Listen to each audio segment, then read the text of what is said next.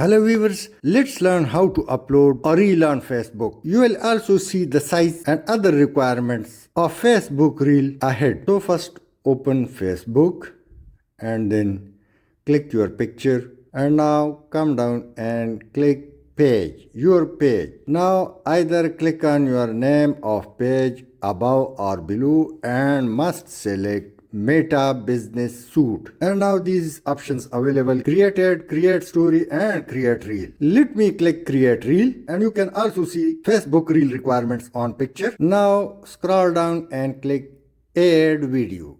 Select the video, click open and it's now uploading.